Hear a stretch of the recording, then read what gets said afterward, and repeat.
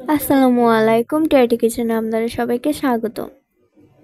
আজকে আমি আপনাদের সামনে নিয়ে এসেছি পেঁপের সেমাই বা পায়েস।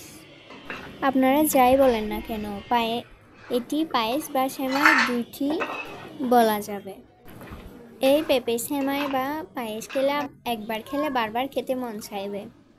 চলুন এবার দেখানো যাক কীভাবে পেঁপের সেমাই বা পায়েস রান্না করা হয়। প্রথমে পেঁপেটিকে নারকেল কোড়ানোর মতো নারকেল কোড়ানোর সাহায্যে করে নিব।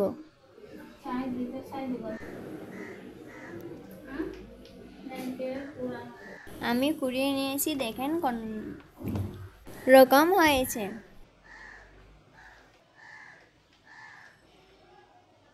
ফুটন্ত পানির মধ্যে পেঁপের গুলো দিয়ে 5 মিনিট মতো ফুটিয়ে নিব।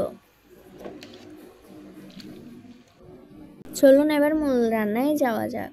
পরিমাণ মতো ঘি নিয়েছি, 2-3টা মতো দারুচিনি, 3-4টা এলাচ, 3টা মতো তেজপাতা।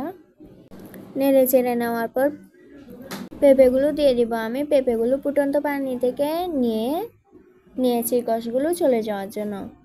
এবার নেড়ে চেড়ে নিব।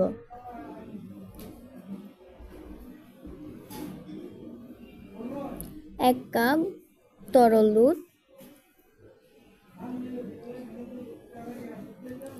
এখানে আপনারা একটি পাউডার দুধকে গরম পানিতে মিশিয়ে দিতে পারেন। সাবুদানা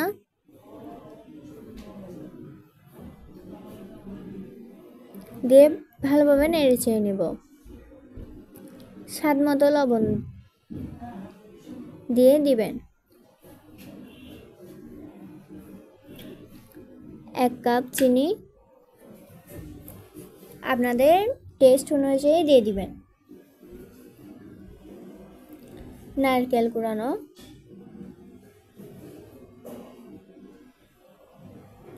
কিশমিশ দিয়ে আবারও ভালোভাবে নেড়ে চেড়ে নেবেন।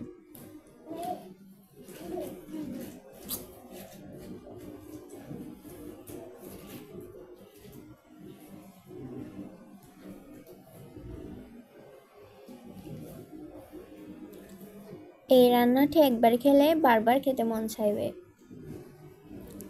পেঁপে সেমাই বা পায়েস সেটি ফ্যামিলির সবাই পছন্দ করবে। 15 মিনিটের মতো রেখে মাঝখানে নেড়ে ছেড়ে দিয়েছি। হয়ে গেল আমার পেঁপে সেমাই বা পায়েস। এটি অনেক মজাদার এবং অনেক সুস্বাদু।